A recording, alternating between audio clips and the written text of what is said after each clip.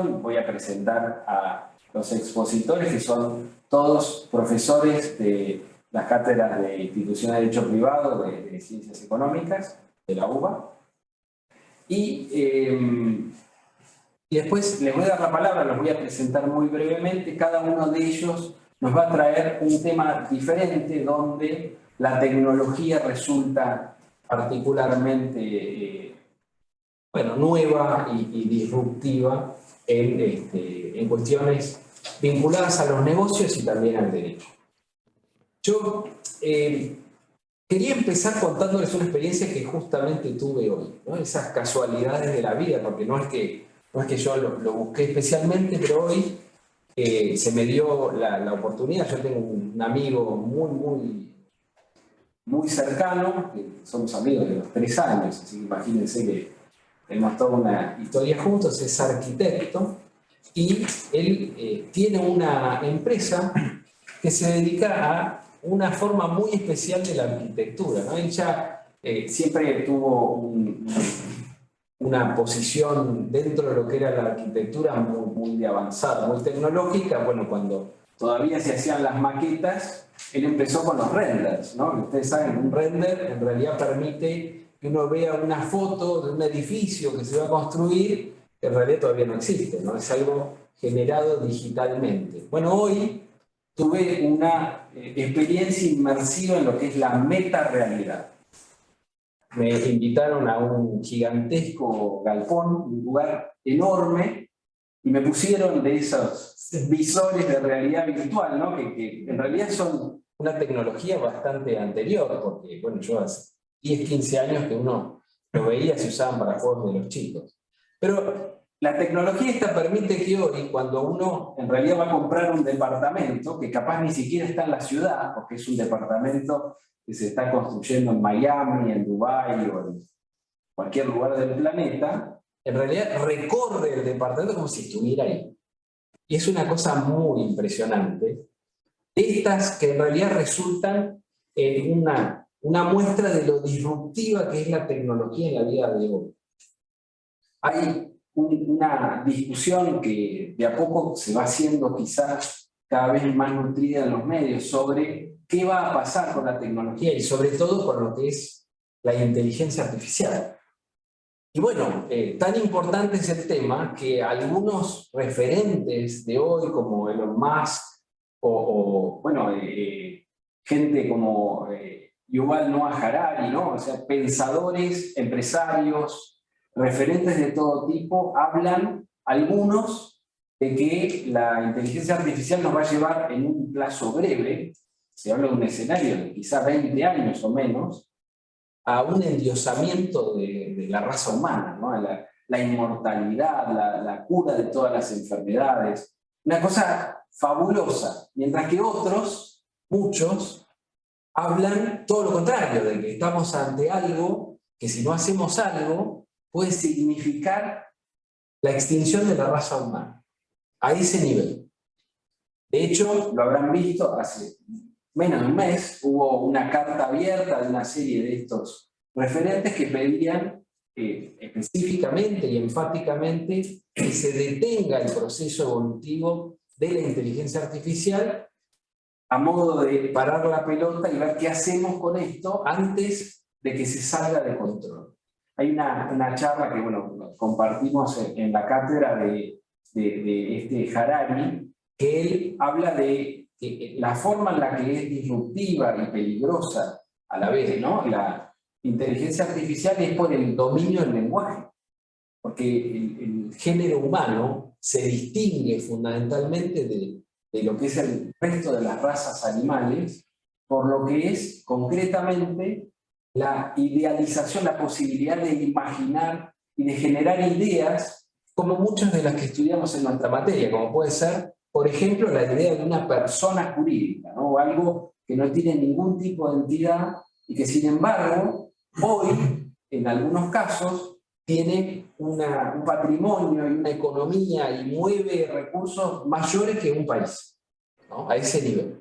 Y estas ideas, que en realidad tienen que ver justamente con la utilización de la posibilidad de comunicación humana, con el avance de la inteligencia artificial, como que se va a, de alguna manera, perder el control biológico del centro de la vida, ¿no? Donde la inteligencia va a manejar el lenguaje de forma tal que, por ejemplo, nos va a convencer de comprar cualquier cosa, de votar a cualquier político, o inclusive va a ser un arma de un país frente al otro que bueno, pueda hacer cesar totalmente las comunicaciones internas en ese lugar. Entonces, bueno, de ahí la importancia del problema y el desafío que en realidad significa, yo creo, le toca fundamentalmente al derecho.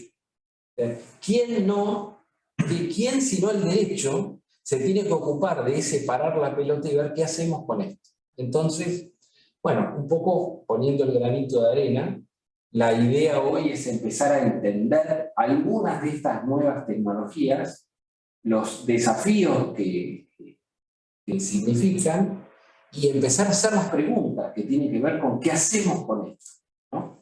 Bueno, para eso hoy tenemos a un grupo de profesores, y lo voy a comentar muy brevemente para después no interrumpir. Por supuesto que me voy a quedar súper corto con la descripción de los antecedentes de lo que van a exponer. Sí les cuento que esta charla se hace en el marco de un trabajo de investigación que, bueno, si Dios quiere terminará este año con un libro que se está haciendo en la cátedra y con este grupo, donde se van analizando también estos diferentes temas vinculados a la tecnología. Los tenemos, primero que nada, acá a María Elisa None y a Daniel Núñez. Ellos, ustedes van a hablar de las DAO, ¿no es cierto? Voy a arrancar yo con las DAO y después a continuación también va a hablar de Metaverse. Bueno, Elisa es abogada, es profesora de la maestría en Derecho Empresario acá en el SEADE, también es profesora adjunta de la cátedra en la UBA de Ciencias Económicas. Y Daniel también es abogado de la UBA. Él tiene cursado una maestría en propiedad intelectual en la UNTREF. En la Austral. Perdóname, en la Austral. Y también una en Derecho del Trabajo, ¿no? Esa es la... Perfecto. Bueno, por favor. Comenzamos. Bueno, me va a asistir a Ezequiel en la presentación. Arrancamos con la primera diapositiva. Bueno, les voy a contar un poquito de qué va a ser mi charla, que es muy breve, y les voy a presentar y contar de qué se trata este nuevo tipo de organización que se llama DAO. Vamos a pasar por la siguiente. Bueno, ¿qué es una DAO? La DAO es una nueva forma de organización. La DAO es una sigla, como ustedes ven allá arriba, la presentación, en inglés, que significa Decentralized Autonomous Organization. ¿Qué significa eso? Una organización autónoma descentralizada. ¿Para qué sirve esta nueva forma de organización? Sirve como forma de emprender. Puede ser para emprender con fines de lucro, puede ser sin fines de lucro, puede ser solo, digamos, una cuestión de entretenimiento. Después vamos a ver algunas a continuación cuando veamos la tipología de las DAO. Características importantes. La DAO permite que se asocien a esta organización personas que viven en cualquier parte del mundo y no necesita recurrir a una figura societaria como organización. Vamos con la siguiente. Una para atrás. Ahí va. Bueno, vamos a ver un poco de dónde viene esta palabra, cuál es el origen de esta palabra. Bueno, la primera vez que se menciona este concepto de organización autónoma descentralizado, como ustedes ven acá, a la izquierda de la pantalla, fue en un trabajo que hizo un profesor de informática, que es el profesor Grieger, ¿sí? En el año 1997, que escribe un trabajo que se llama Organización Autónoma Descentralizada del Hogar Inteligente según el principio del sistema inmune. ¿De qué trataba esto? De crear, diseñar casas inteligentes, casas automatizadas. Todavía no había llegado en esos tiempos, no estaba desarrollada la tecnología que iba a permitir la constitución de las DAOs. Las DAOs empiezan a poder, digamos, podemos hablar de su constitución con el desarrollo, como ustedes ven, allá del otro lado de la pantalla, con el desarrollo de la tecnología blockchain. El término es retomado, se vuelve a reabrir el interés por lo que es una DAO, por el fundador de BitShares, ¿no? Que lo vuelve a reintroducir en el año 2013. ¿Cuál fue la primera, digamos, experiencia? La primera DAO que existió es esa que ustedes ven ahí abajo, de DAO, que se constituyó con blockchain de Ethereum. Lamentablemente tenemos que decir que no fue muy exitosa, porque fue hackeada. Fue una DAO de inversión. Se hicieron inversiones y tenían la posibilidad de tener una vulnerabilidad del sistema que permitía que el que quería retirar la inversión lo podía hacer creando una DAO hija. Encontraron esa vulnerabilidad y se llevaron casi 70 millones de dólares fraudulentamente. Pero bueno, no quiero desanimar sobre la DAO con esta mala experiencia original. Continuamos. Muy bien. ¿Cuál es la columna vertebral de una DAO? ¿Cuáles son las bases de una DAO? La DAO se estructura sobre la base de 3 conceptos, ¿sí? Esta tecnología, blockchain, estos contratos inteligentes y el tercer concepto, que es la base de la DAO, son los tokens. Vamos a ir posicionándonos sobre blockchain para explicar muy brevemente de qué se trata esto, ¿no? Es una tecnología que nos permite eliminar intermediarios y almacenar de forma segura todas las transacciones. Entonces, fíjense, ahí está el dibujo que lo ilustra y lo explica bastante bien cómo funciona, como si fuera un gran libro contable, ¿no? Que se comparte, se va escribiendo en las computadoras en forma simultánea, ¿sí? Y que tiene esta particularidad de que una vez que se va conformando no se puede modificar. Bien, cerramos esa. Esto es blockchain, ¿no? Sí, sí. Ahí vemos los bloquecitos, me pareció interesante compartir con ustedes. Los contratos inteligentes, ¿no? Que son programas informáticos, ¿sí? Que se diseñan para ejecutarse a medida que las personas que forman parte de los mismos en el acuerdo van cumpliendo con esas cláusulas. Entonces, la base es, tengo un contrato inteligente y lo ejecuto sobre la tecnología blockchain. Muy bien. Vamos al token. El token es una unidad de valor, ¿sí? Que se basa en criptografía y es emitida dentro de la blockchain. En la DAO vamos a ver que se tratan de tokens de gobernanza, que implican tener una participación, ¿sí? Dentro, es decir, la propiedad y participación dentro de la organización. Muy bien. Algunas cuestiones importantes que diferencian este tipo de organización de otras y que por ahí las hacen más atractivas, ¿no? La primera de todas, no tiene una jurisdicción, ¿sí? No son alcanzadas por impuestos, después haremos alguna aclaración, ¿sí? Porque ha sucedido que los tokens han sido considerados valores, entonces ahí empiezan a sujetarse a las leyes bursátiles, ¿no? Eso es lo que bueno. Hay algo muy interesante de este tipo de organización que la hace bastante parecida a una cooperativa, por eso algunos la llaman como criptocooperativas, en esto, en que son de acceso abierto, son democráticas y no tienen una jerarquía. Otra cuestión muy interesante de esta organización. Las decisiones las toman los participantes sin depender de un ente central.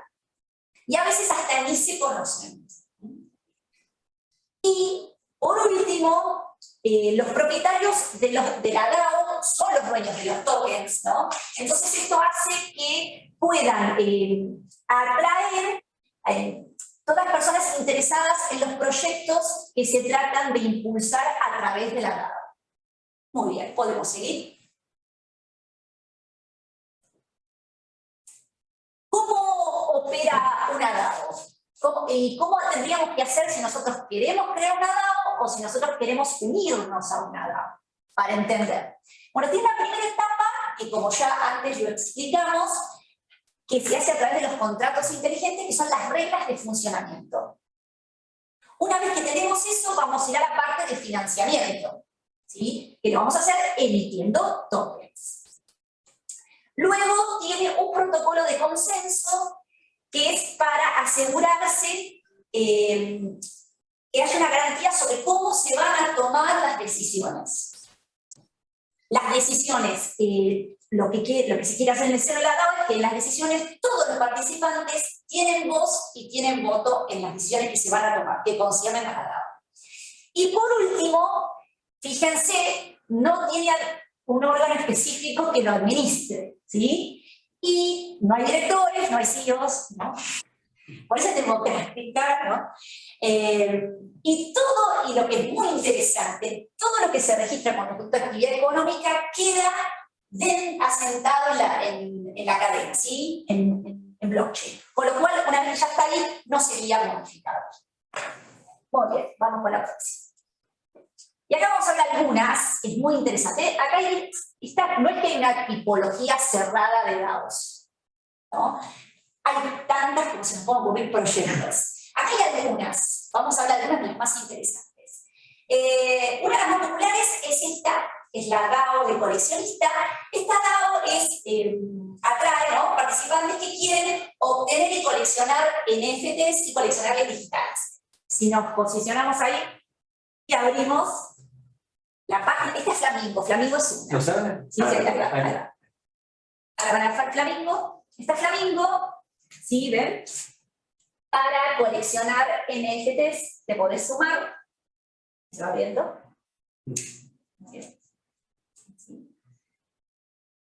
Muy bien, vamos a ir para atrás. Ahí ya vimos a Flamingo.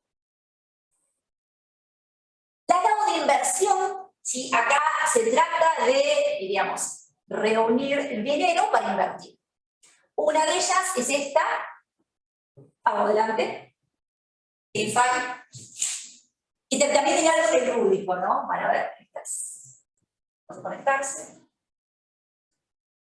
Porque el proyecto tiene inversión para juegos. Esto es como un crowdfunding. Sí. Interesante. Después le voy a mostrar que la más me llama la atención a mí. Es la de entretenimiento. Ahí lo veo. Ahí tiene. Pero vos comprás Una participación. una participación. ¿Y con qué dinero? Es decir, que son criptomonedas. Claro. A ver, volvemos para atrás. Muy bien. Vamos a la DAO filantrópica. Esta es para reunir dinero, fondos para proyectos de beneficencia. Esta es muy interesante. Esta es la DAO de Ucrania. Ahí la van a ver.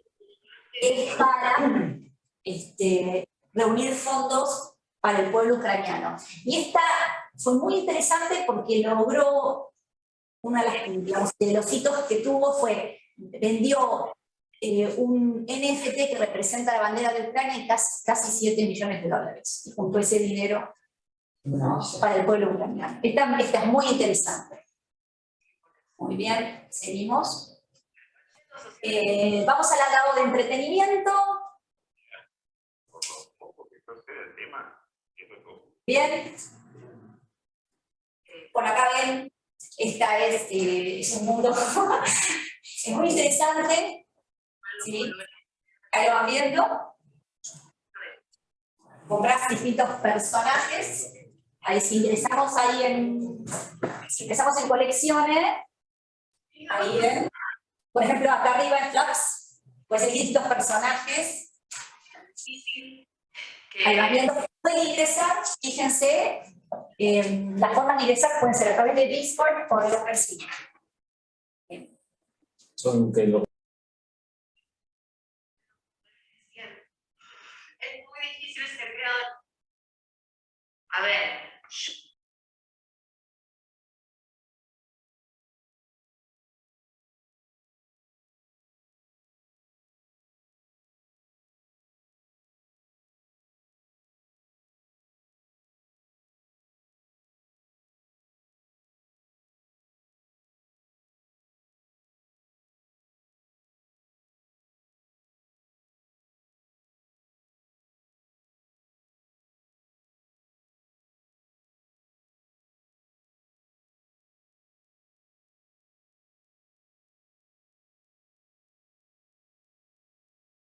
cooperativa, beneficencia, entretenimiento, ¿no? Muy bien. Bueno, algunas críticas que les hacen, fíjense. La primera es, no tiene un marco legal. Después vamos a explicar en algunos lugares donde sí tienen una regulación, pero en general no la tienen, ¿no? Entonces, lo que se dice es que eso dificulta que después poder trasladar la posibilidad de hacer negocios al mundo real, al mundo físico, ¿no? Y esta cuestión que hablamos antes, si considerábamos que los tokens son valores, ¿no?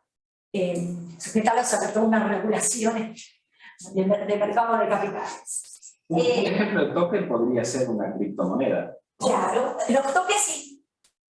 No son los únicos. No son los ejemplos. únicos ejemplos, exactamente. Estos son toques de gobernanza, los de la DAO. Exactamente. Otro tema que plantea es el tema desde el punto de vista organizacional que tiene que ver con toma de decisiones, porque las tomas de decisiones, imagínense que hay personas que integran en distintas partes del mundo, ¿no? También hay otra cuestión, es que si yo soy propietario de mayor cantidad de tokens, más poder de decisión voy a tener, entonces más dinero tengo, más influencia voy a tener, ¿no? Hay cuestiones técnicas que tienen que ver con la seguridad del código, bueno, un poco lo que comentamos antes que pasó con la DAO, la primera DAO, ¿no? Y la programación que no es tan sencilla. Y después está el tema de cómo se financian, porque por ahí algunas tienen como, inician muy bien y después no se pueden sostener, ¿sí? Las decisiones, si no las ¿cómo se toman? Todos los participantes. Ahora vamos a ver, al final vamos a ver un pequeño video que muestra cómo es la toma de decisiones y cómo se participa, muy breve. Ahí lo ilustra. Bueno, miren acá, ¿dónde hay regulación legal? ¿Sí? Algunos estados tienen, de Estados Unidos tienen, han dado una forma legal. Es el caso de Tennessee, ahí vamos a ver, bien interesante. Tennessee tiene un formato como si fuera una sociedad de responsabilidad limitada, le llamamos DAO Tennessee, ¿no? Y la particularidad es que la pueden administrar los mismos participantes o como si fuera una sociedad, ¿no? O el algoritmo. ¿No es cierto? Bueno, este tipo de DAO puede ser sin fines de lucro. Es distinta a la que está regulada por las Islas Marshall, con fines de lucro. La de las Islas Marshall es casi igual, pero solo si es una DAO que no tiene fines de lucro. En Wyoming tiene una regulación bastante parecida a la de Tennessee, y la de Colorado me pareció interesante porque lo ubica en otro lugar. Le da una regulación como si fuera una especie de híbrido entre una cooperativa y una sociedad. Es rarísimo eso. Y después hay otras jurisdicciones que, si bien no las regulan específicamente, son receptivas, ¿no? Son favorables a que se instalen, ¿no? Ahí tenemos algunas. ¿Qué pasó? Bueno, les cuento algunas. Las Islas Vírgenes, por ejemplo, Liechtenstein, entre otras. Bueno, ahora vamos a ver un pequeño videito, 3 minutos, mucho menos, donde van a ver bien cómo funciona. Haga la traducción de la ruedita. Muy bien. Vamos a subtítulos.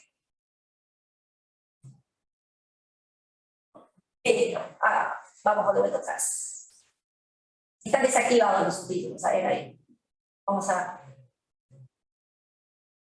Traducción, ahí está buenísimo. Ahí va, español. No lo pongas en albanés. No. Ahí está. Ahí está, ahí está. Y podés agrandarlo si querés, si quieres. Ahí está. Ahí está. Ahí va, ahí va.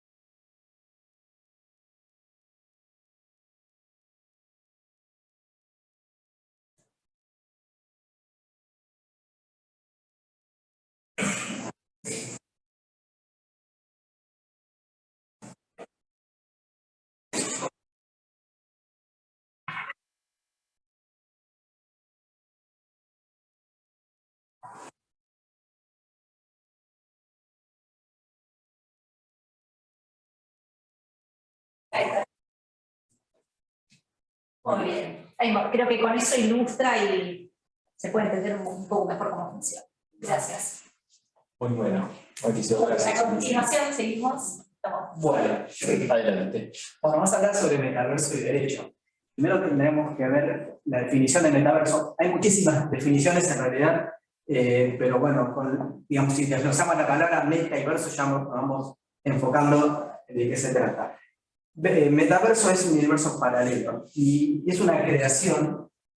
Su origen hay un libro del año 92, ahí está de Stephenson, se llama Snow Crash, que es la primera vez que nombra este tipo de metaverso, y es el personaje es un trabajador, un repartidor de pizza, que digamos, a través de un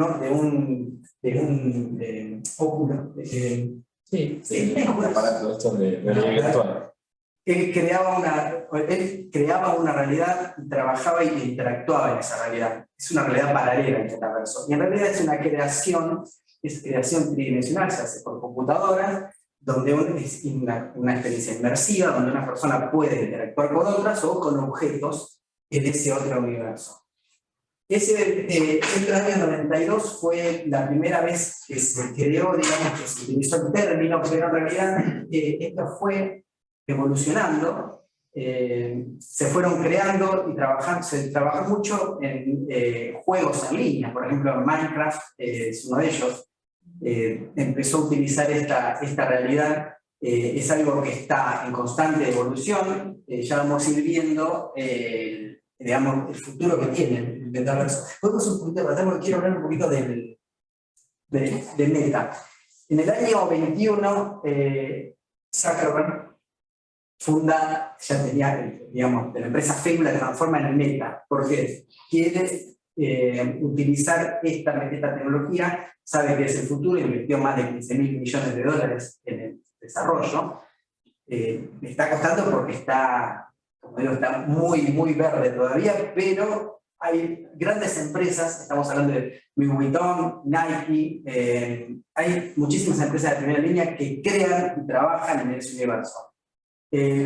Acá, ahora sí, perdón. Ahí tenemos Google, Meta, Microsoft, Binance, Walmart, Louis Vuitton. Son empresas que están confiando en este futuro y bueno, lo están creando a medida que va avanzando. De hecho, no hay legislación hoy y ahí tenemos un inconveniente. Si podemos avanzar, vamos a hablar un poquito de qué es lo que pasa en este universo. Estamos hablando de un universo paralelo, no estamos hablando de la realidad, estamos hablando de algo virtual. Y tenemos varios conflictos que se van suscitando.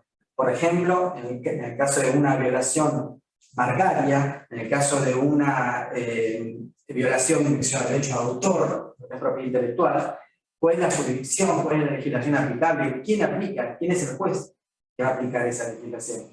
¿O va a resolver esa cuestión?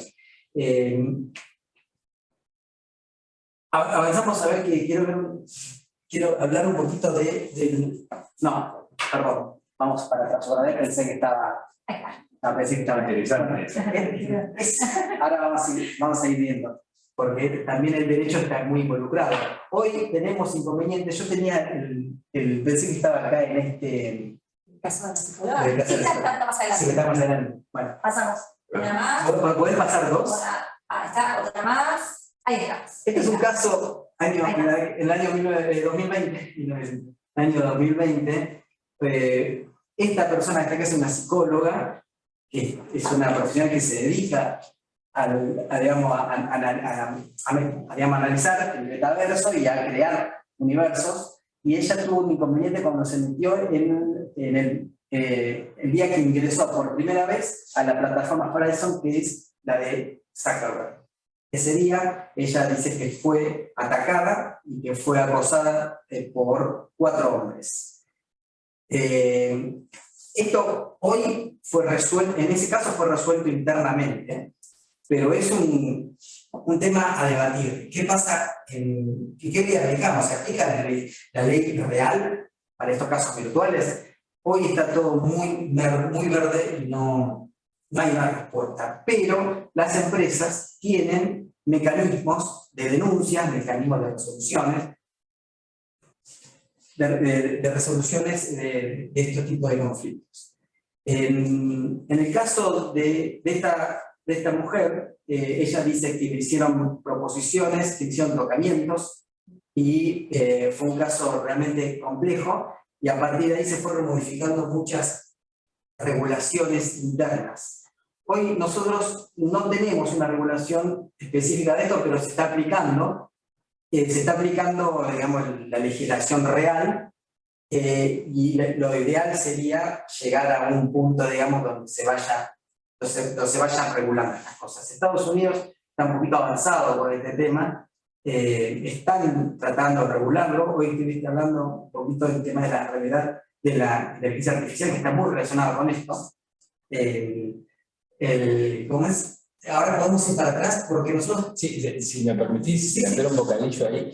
Claro, uno cuando ve esto, ese es el avatar, ¿no? Es el avatar de... Porque claramente, o sea, de lo que estamos hablando es de una persona que está inmerso a través de una pantalla que lo que hace es, le permite que por sus sentidos se sienta que está en otro lugar.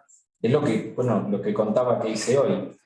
Y uno dice, ¿cómo puede ser que uno se sienta afectado por algo que pasa en la computadora? Pero lo cierto es que la sensación de realidad, y bueno, hoy yo estaba en un edificio, y era como estar en un edificio piso 100, y me invitaron a saltar al vacío, a lo Matrix, ¿no?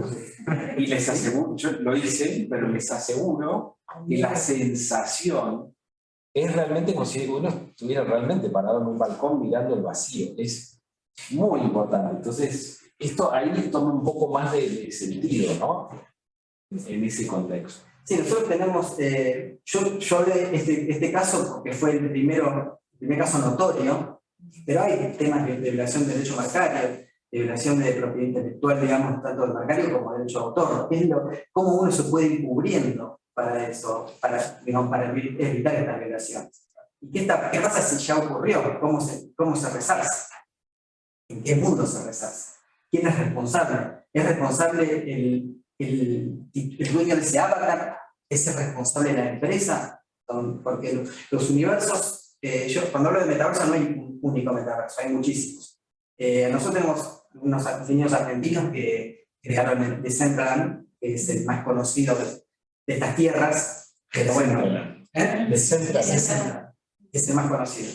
Hay varios, yo no sé si están ahí, yo acá tengo algunos. No sé, creo que se podría llegar a ver Ezequiel, en la nota abajo creo que podrías ingresar y ver cómo era un poquito más abajo. Ahí se puede ver cómo es. Ahí se puede ver. Son 30 segundos, vamos a ver este video y seguimos con la...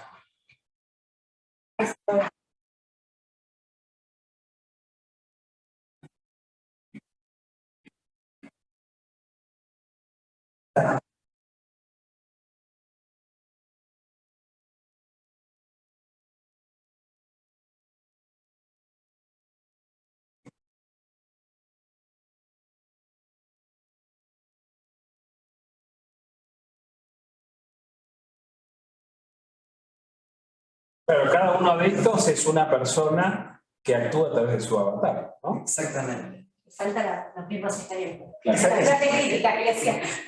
Bueno, como decía, hay varios Minecraft, Roblox, Decentraland, o sea, todo empezó como un juego, pero hoy están las empresas apostando al futuro, digamos.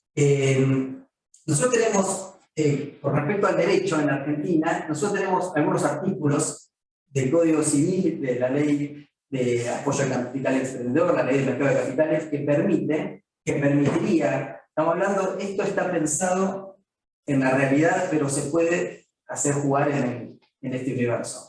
No hay hoy legislación, pero ese es el camino. El artículo 158 del Código Civil, si lo vamos a abrir, nos habla un poquito del gobierno, digamos, de la administración y cómo se pueden hacer las reuniones. Estas reuniones está pensado para esta realidad, pero con los óculos uno puede dirigirse, puede ir a una reunión de consorcios, en Dubái, y estar en la playa directamente haciendo una reunión. O sea, puede estar actuando con los otros socios o puede estar actuando con algunos objetos. puede estar creando objetos. Los 3 artículos hablan de lo mismo, de que es un poco forzar, digamos, la legislación que hoy no hay para hacerla jugar. Esta es el artículo 53, nos habla también de la posibilidad de hacer reuniones virtuales.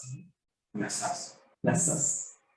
Y el artículo 61 de la 26.831 también nos habla de los miembros presentes o comunicados entre sí por medio de transmisión simultánea. Uno puede estar con el Oculus en una reunión, en esa reunión que vimos recién en el video. Entonces, a ver, ¿podés avanzar a ver la otra filmina? ¿Este es el anterior? Ah, no, entonces es el anterior. No, perdón. Sí.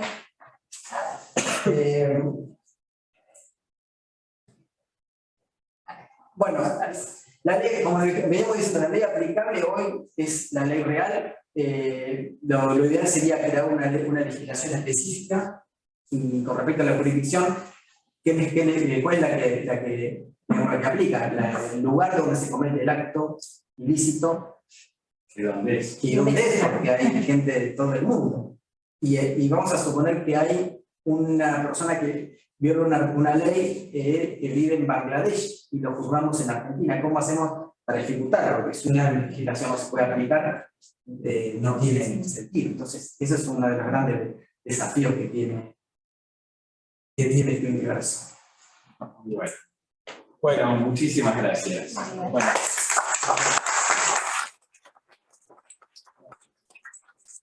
Vamos a dar espacio a la exposición siguiente.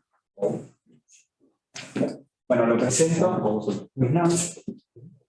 Raúl Garré es abogado, también es profesor en la cátedra de instituciones de la UBA y él es miembro del Poder Judicial, así que tenemos la visión también desde el tribunal. Bueno, Raúl, vos nos vas a hablar de... Bueno, primero y principal, muchas gracias a los participantes presenciales como remotos. Yo voy a hablar de un fenómeno que se encuentra en las cenas, almuerzos, ámbitos académicos, en el trabajo, que es nada más y nada menos que la inteligencia artificial. Es inevitable hablar de este tema. Hoy en día uno abre una red social, se junta a comer con alguien o lee el periódico y automáticamente el título aparece. Específicamente en la situación en la administración de las empresas. Específicamente voy a seguir un poquito con la línea de Ramiro. Había comentado al inicio que esto no está tan regulado, es decir, hay un vacío legal importantísimo a nivel internacional, por lo cual este trabajo fue investigación en muchos aspectos, recolecté información de periódicos, de podcasts, hasta de incluso documentos y textos de expertos como Elon Musk y demás genios de la tecnología. Pero primero me parece propicio hablar del concepto de administración a modo de repaso, porque ya todos lo sabemos, en teoría, y hay algunos que lo están estudiando, pero a modo de repaso para entender la dimensión de lo que implica la administración de empresas y después relacionar ambos conceptos, definir la inteligencia artificial y relacionar ambos conceptos para ver sus consecuencias. Entonces, pasamos de Filmina, por favor. Bueno, mientras tanto, mientras que Estamos intentando ir. Ahí vamos, está calentando. la tecnología puede fallar.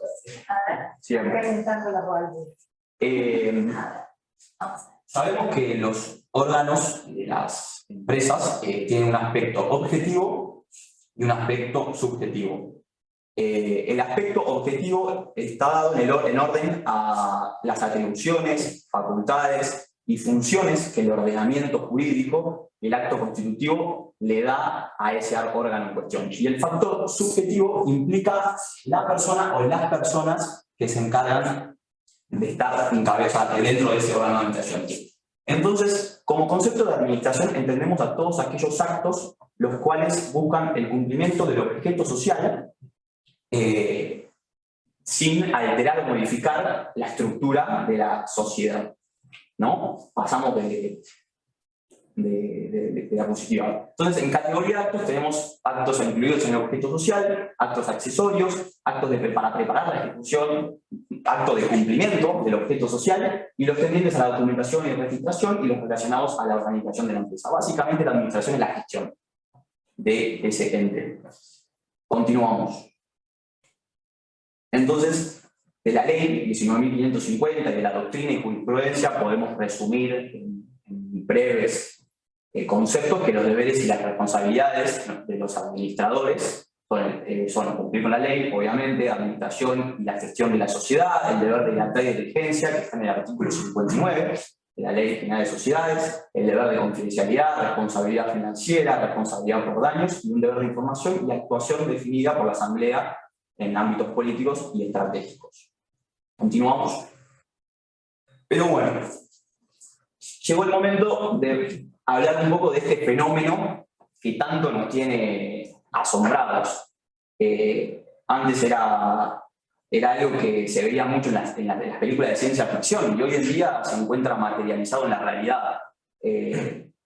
Pero este fenómeno tuvo, hace años, comenzando, pero tuvo un impulso muy importante a su nivel de globalización, cuando OpenAI, que es una organización que desarrolla tecnologías de inteligencia artificial en Estados Unidos, lanzó ChatGPT el 30 de noviembre del 2022. Esto fue increíble para todo el mundo, cambió radicalmente la concepción en la educación, en el trabajo, en la política, en todo. La inteligencia artificial vino a cambiar la realidad. Es así que después, ahora en abril de este año, salió por OpenAI la plataforma ChatGPT 4. Acá podemos ver que en 5 meses aproximadamente la tecnología evolucionó y avanzó de manera totalmente exponencial. ¿Qué pasa? Antes ChatGPT yo lo probé, lo usé y tenía errores, tenía falencias. Por ejemplo, si vos le preguntabas quién es el último campeón del mundo, ChatGPT te decía, yo estoy actualizado con datos del 2021, entonces para mí es Francia. No puede decir eso. Entonces, fijémonos cómo en 5 meses esto evolucionó y se volvió más específico, más eficiente y definió mejor las tecnologías. Es algo totalmente increíble. Y a nosotros, los abogados y los estudiosos del derecho, lo que nos cuesta continuar y seguirle el ritmo a la realidad. Imagínense lo difícil que es regular estas nuevas tecnologías. Avanza muy rápido y nosotros no vamos tan rápido. Pero sin perjuicio de ello, ¿qué pasó? Hubo una alerta, ¿no? Porque había un avance desordenado y sin supervisión clara de los sistemas y los programas que implicaban esta inteligencia artificial. La gente se empezó a asustar. Entonces, resaltando lo que dijiste al principio, salió una carta abierta del Future of Life Institute en marzo del 2023, que fue firmada por eruditos del tema, Musk, Wozniak, etc., diciendo que se paralice durante 6 meses el entrenamiento y avance de estas tecnologías, porque estaba avanzando demasiado rápido, sin reglas y normas que puedan estructurarlo, y permitiendo hasta incluso ayudar a los delitos, mafias, hacer campañas políticas ficticias, inventar imágenes que no existen. Es un peligro en manos equivocadas. Es una herramienta totalmente positiva a los efectos de administrar una empresa, pero en manos equivocadas puede ser terrible. En esta carta abierta se invitó una propuesta doble. Es generar entre las instituciones privadas y públicas acuerdos autorregulatorios para desarrollar y potenciar estos sistemas robustos de gobernanza para la inteligencia artificial, que son básicamente moldear principios y reglas a los efectos de utilizar estas nuevas tecnologías.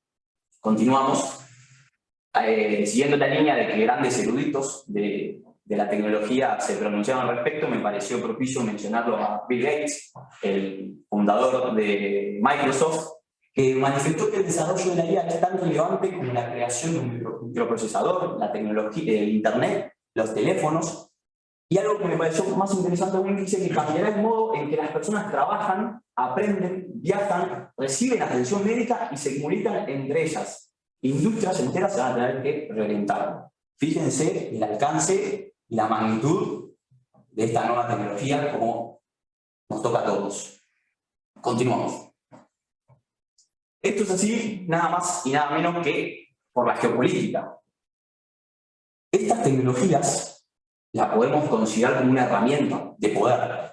Y hoy en día, empresas tanto privadas como incluso países, como incluso potencias, están en una carrera por ver quién llega a conocer mejor los alcances y las cuestiones específicas de estas tecnologías. Es por eso que me pareció apropiado comentar algunas instituciones multinacionales que se encargan, ¿no?, de regular o hacen recomendaciones o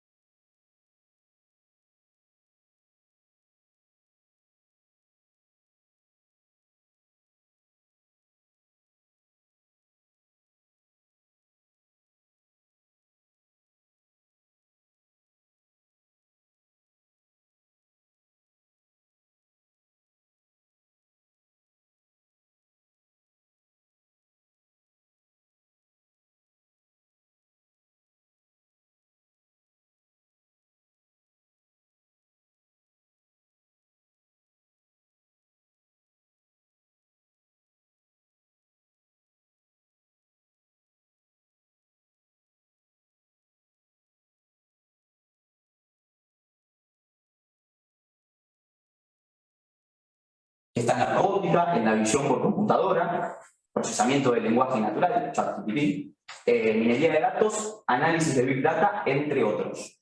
Algo importante, antes de pasar de diapositiva, la gente, porque no hay una doctrina o una jurisprudencia, sino los grandes conocedores del tema, expertos, la clasifican a la inteligencia artificial en dos grupos. Está la inteligencia artificial débil, que es la que está sujeta a determinada programación de quien la crea, con determinados datos, y la inteligencia artificial fuerte, que es cuando esa inteligencia artificial tiene autonomía como para poder ser igual o más inteligente que el cerebro humano en determinadas cuestiones.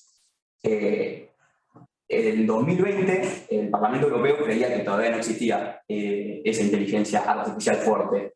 Lamento decirles que ayer salió un comunicado que dice lo contrario, al final de la diapositiva se lo vamos a desarrollar. Continuamos. Bueno, no sé si lamento. No, sí, es verdad, es verdad. ¿Cómo funciona la inteligencia artificial? Ya la definimos, ya hablamos de cómo aparece. ¿Cómo funciona? Funciona a través de algoritmos, modelos matemáticos y técnicas de estadística que lo que hacen es analizar datos y aprender de ellos y realizar acciones o decidir sin la intervención humana. Eso es cómo funciona. Y las técnicas para desarrollar la inteligencia artificial hay varias, pero las más conocidas son el Machine Learning, que es el aprendizaje automático, o el Deep Learning, que es el aprendizaje profundo. El Deep Learning es un avance y una evolución del Machine Learning. El Machine Learning es un poco lo que venimos hablando. Le enseñamos datos, aprende, decide o actúa. El Deep Learning implica hacer una réplica de nuestras neuronas humanas a neuronas artificiales. Es decir, se dota a ese programa o software de capas que van a ser neuronas artificiales y se van a buscar resultados más específicos y se va a ir a cuestiones más abstractas. Un ejemplo claro de esto es Machine Learning. Queremos que reconozca mi cara. De la cara, perdón que lo utilicé de ejemplo Ramiro, de Ramiro.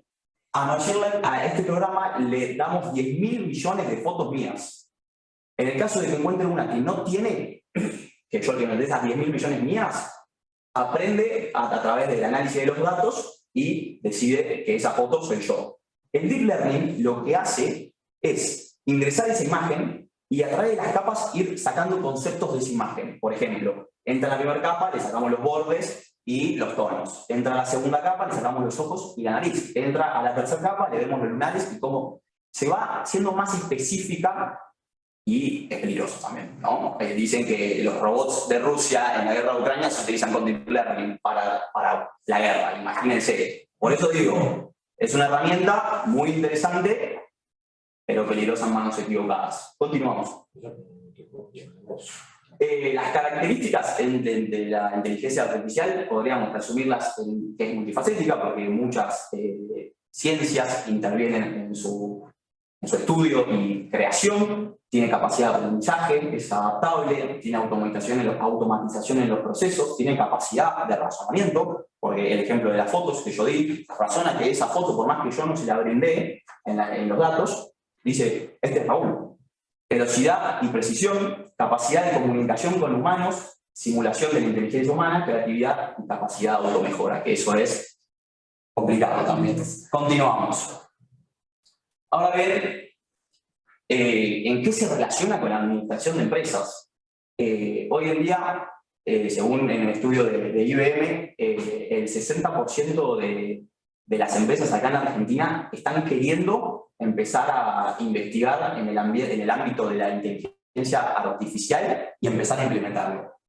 Así que es un cambio totalmente radical. ¿En qué interviene la inteligencia artificial? ¿Cómo puede optimizar la administración de una empresa? Bueno, hace un análisis de datos, como venimos hablando de la definición, sobre operaciones, los clientes y los mercados, para en base a esos datos que recopila, que antes capaz demoraba más tiempo, decidir si determinadas cuestiones, que lo vamos a ver más simplificado con determinados ejemplos. Hace una automatización de procesos en las tareas que pasan de ser tediosas. Hoy en día la inteligencia artificial las en cuestiones de segundos, clasificación de documentos y hasta gestión de correos. Este es spam, este no es spam, por ejemplo. Es un claro ejemplo de optimización de gastos y estrategia, mejora la experiencia del cliente. El chatbot, por ejemplo, es muy eficaz y muy rápido a los efectos de darnos respuestas. Hace una predicción de la demanda, donde conviene llevar determinados suministros a los efectos de mejorar los ingresos de la empresa, por ejemplo. Se utiliza para los recursos humanos, para filtrar. Yo creo que capaz los recursos humanos tienen que ser algo más presencial, porque también uno contrata por emociones, no solamente por si te aplica o no. Y también es una buena herramienta de gestión y buena gobernanza. Continuamos. Me pareció claro explicar algunos ejemplos de manera concreta a los efectos de ilustrar cómo la inteligencia artificial afecta a la administración de empresas. Eso es un ejemplo de todas las empresas que la utilizan Netflix, Amazon, el Banco de Nación Argentina también lo utiliza, Coca-Cola. Pero para entender cómo es que la utilizan y cómo la producen, es importante ver los ejemplos de los tipos de algoritmos que se puede usar, que es inteligencia artificial. El primero es segmentación y recomendación. Segmentación implica individualizar al cliente, es decir, hacer una individuación mía de cuáles son mis gustos, cómo me manejo con datos históricos y en base a eso dar una recomendación. Un claro ejemplo es Netflix o Amazon. Uno, cuando entra a Netflix, entra y dice, esta película es 98% adaptada, te va a gustar del 98%. Eso no viene solo. Claramente hay inteligencia artificial detrás que hace un análisis de las últimas visualizaciones, de los que yo le puse me gusta, y en base a eso te da una recomendación. Al igual que Amazon, cuando uno va a comprar, o Mercado Libre, cuando uno va a comprar y entra una publicación y se arrepiente por el precio o por lo que fue, de repente te llega un mensaje y dice, no te pierdas la oportunidad de comprar X producto.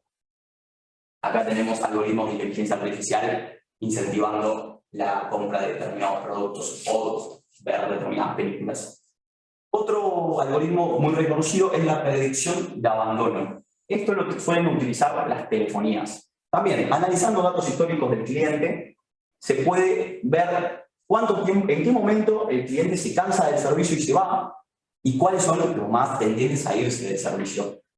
Cuando pasa un año, a mí por lo menos me suele llamar, yo estoy en Movistar, me llama Claro, estoy en Claro, me llama Movistar, me suele llamar el rival para tratar de llevarme a su compañía. Bueno, esto es un algoritmo que sirve para predecir quién va a abandonar y tratar de fidelizar al cliente y que no se te vaya y no perder ingresos. Otro ejemplo de algoritmos es el valores de ciclo de vida de los clientes. Estos algoritmos los utiliza JP Morgan o el Banco de la Nación Argentina, por ejemplo. Es una forma de hacer un análisis del nivel de calidad de vida del cliente, es decir, hace el Banco de la Nación Argentina, por ejemplo, un modo de ejemplo concreto, lo que hace es cruzar información de la FIP, del Banco Central, ver los gastos que tenés, cuántos ingresos tenés, y en base a eso, la inteligencia y el algoritmo te hace un resumen de si esa persona es apta para darle determinado crédito o no. Es decir, le califica el riesgo de la persona. Increíble. Acelera muchísimo determinadas cosas que hacen a la administración. Y por último, otro algoritmo interesante es la predicción de la demanda, que lo utiliza Coca-Cola o Alibaba. Alibaba es una distribuidora de Asia. Es un nombre raro que no estamos acostumbrados para esclarecerlo. Lo que hace también con datos históricos de años, se van a 4 o 5 años atrás y hacen recopilan datos de cuáles fueron las ventas y en base a y en qué lugar se vendió más, y en base a eso llevar el suministro para no perder plata en las ventas de sus productos. Continuamos. Pero bueno, hasta ahora hablamos de como una herramienta, ¿no? La inteligencia artificial como asesora y analista de datos y dar recomendaciones. Pero en Asia, en China específicamente, una empresa que se llama NetDragon Websoft, que es una creadora de videojuegos, no fue la primera, en el año pasado, en nombrar a un bot humanoide de inteligencia artificial como director ejecutivo de una empresa. Increíble, nunca antes visto. Es decir, que la administración no está en base a datos y yo, persona humana, decido, sino la administración está en base y en cabeza de inteligencia artificial. Bueno, los resultados a los 6 meses fueron muy positivos. La robot humanoide logró que las acciones de la empresa aumenten un 10% en tan solo 6 meses. Laboraba 24 horas al día, reducía costos. Y la presidenta de la empresa, que me pareció muy interesante comentar, ha hablado de que cree que la inteligencia artificial es el futuro de la gestión empresarial. Y nuestro nombramiento de la señora Tang Yu, ella es Tang Yu, representa nuestro compromiso de adoptar verdaderamente el uso de la IA para transformar la forma en que operamos nuestro negocio y en última instancia impulsar nuestro crecimiento estratégico futuro.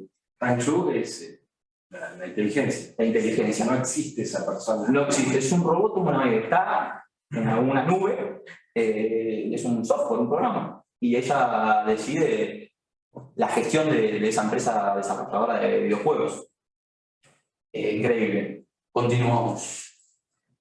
Pero bueno, un poco relacionado por cómo inicié esta charla, todo este análisis, esta investigación, deja interrogantes, no respuestas, porque como les digo, nada está regulado. En ningún rincón del mundo se ha regulado la inteligencia artificial. No hay normas que la limiten. Entonces, se me ocurrieron como interrogantes interesantes a los efectos de vincular la administración de empresas. ¿La inteligencia artificial puede ser objetiva? Es una herramienta, depende de quién la programe, obviamente. Si la programas para delinquir o para hacer estafas, pero hablando de la objetividad, puede ser objetiva, claro que sí. El ejemplo de la inteligencia artificial del Banco Nación, ella recopila datos y te da un dato sobre el riesgo objetivo que puede tener esa persona a los efectos de darle un préstamo crediticio, por ejemplo. Entonces, puede ser objetiva si está bien usada, ¿no? Para eso necesitamos las normas. ¿Tiene valores de ética y moralidad? Bueno, a priori uno diría que las emociones son subjetivas de los seres humanos. Entonces, ¿cómo puede ser que la inteligencia artificial, un programa, tenga valores de ética y moralidad? Es una pregunta que hoy en día está en debate, no me animo a definirlo tampoco, está en debate, es complejo, hoy en día es muy prematuro capaz de definirlo. Autonomía de la voluntad. ¿Tiene autonomía de la voluntad la inteligencia artificial? Esto está muy relacionado con lo que cuando les comenté, lo de la caracterización de la inteligencia artificial. En la inteligencia artificial débil y la fuerte. La fuerte era la que tenía autonomía, más allá de las reglas que le imponía el programador a esa inteligencia. Entonces, no me pregunto, ¿tiene autonomía de la voluntad? El Parlamento Europeo había hecho una recomendación a la Comisión donde manifestaba, desarrollaba la inteligencia artificial, la clasificaba y decía, la inteligencia artificial fuerte hoy en día no existe.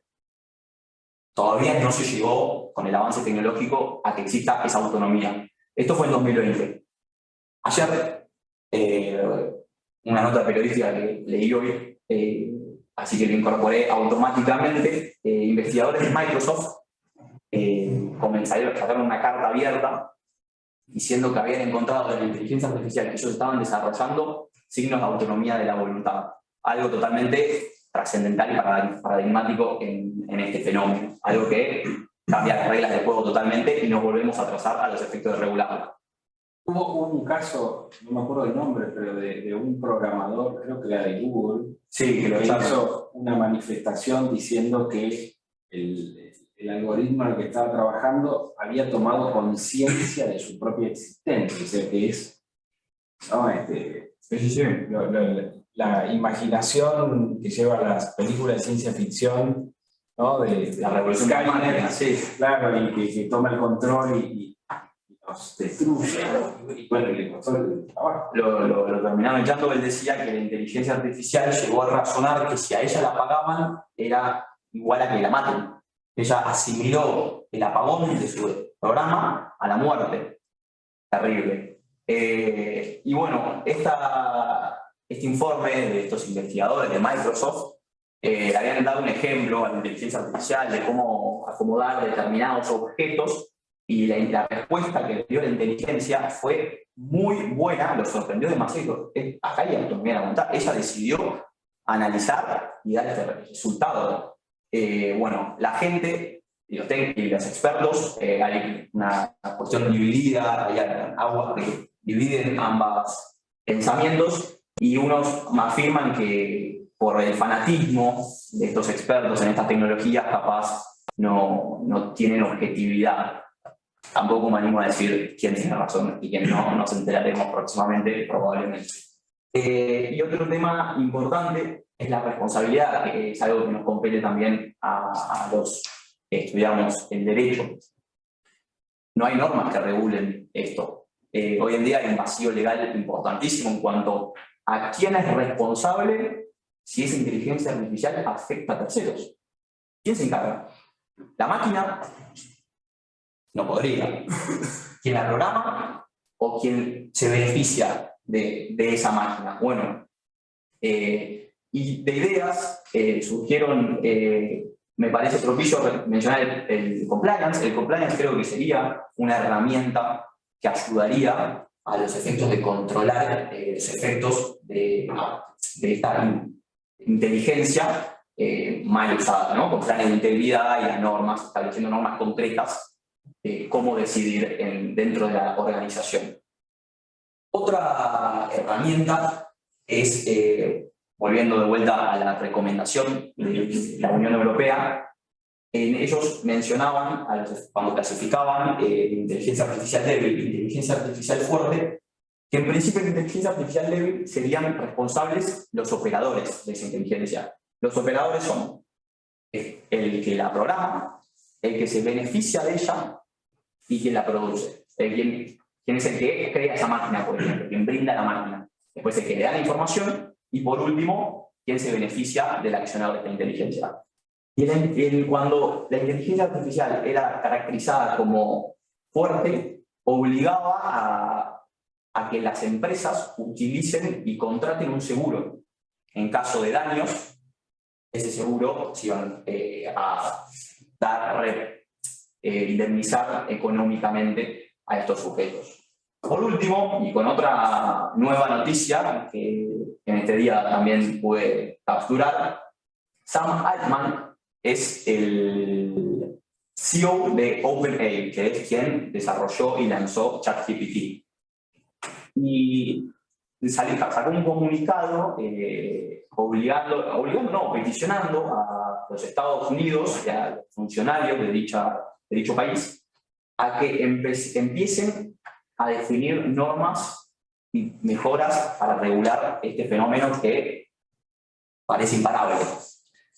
Entonces vemos claramente que Estados Unidos busca regularlo, Europa busca regularlo, y todos los eruditos de esta tecnología están en constante controversia y conflictuando en cuanto a sus opiniones.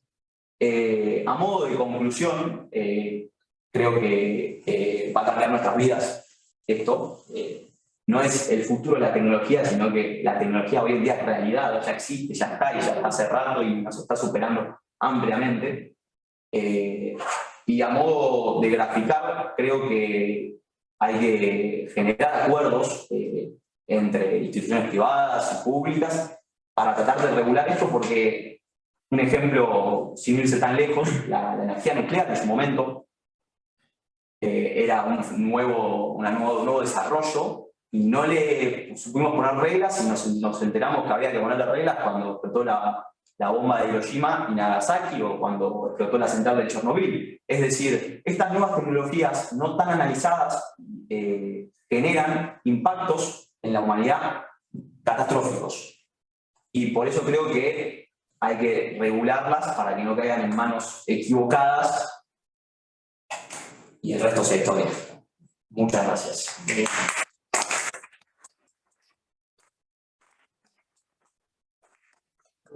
Muchas gracias.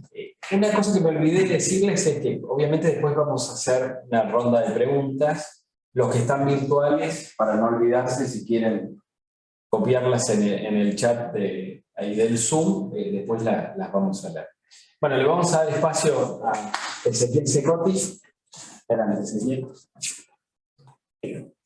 Bueno, Ezequiel es abogado de la UADE, él también máster en Derecho Empresario de esta facultad, uno de los más recientes egresados, y profesor de la cátedra en Ciencias Económicas en la Universidad de Buenos Aires. Bueno, y vos, Ezequiel, nos vas a hablar de la votación a través de algoritmos. De aplicativos. De aplicativos.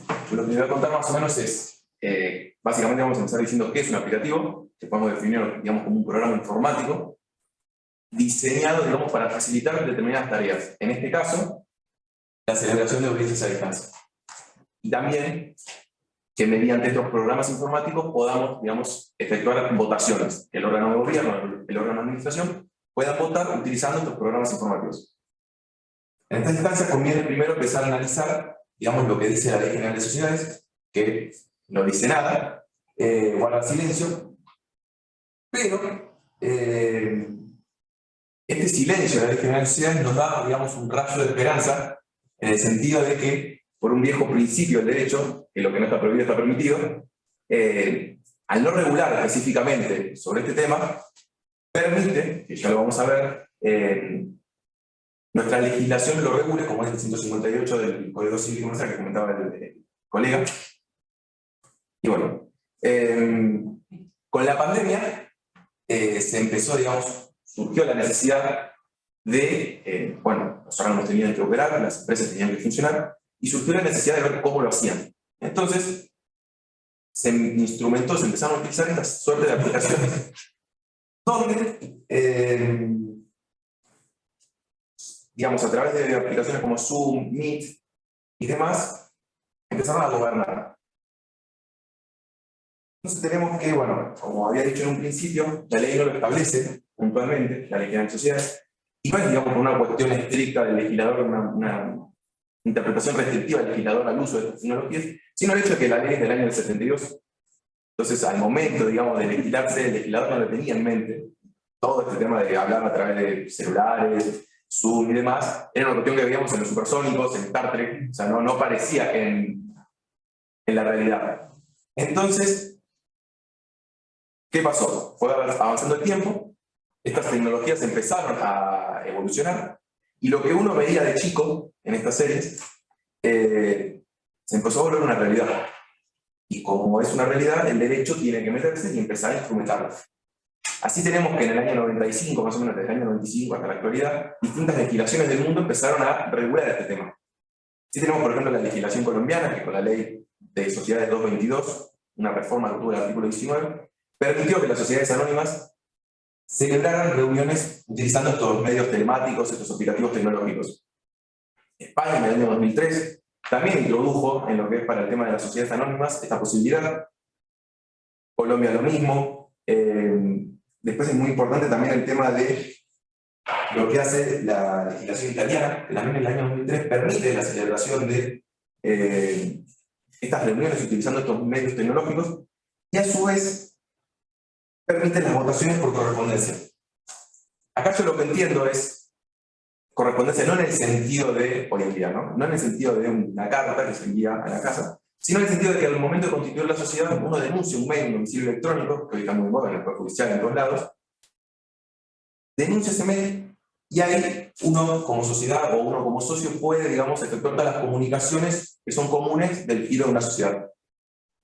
Entonces se podría plantear, digamos, que a través de este domicilio electrónico se lo notifique que se va a celebrar una audiencia utilizando una plataforma que brinda asistencia, que indique la calidad de socio que ostenta, y bueno, digamos, como ir procurando a modernizar el derecho, digamos, societario. Después tenemos legislaciones también, Colombia, Perú también permiten esto. ¿Y qué hizo toda esta legislación en el mundo? Que Argentina, en el año 2015, con la sanción del Código Civil y Comercial, se metiera, se incluyera y apareciera lo que es el artículo 158, que les mencionó el compañero, le acabo de mencionar yo, que básicamente lo que establece, se me voy a leer la parte pertinente,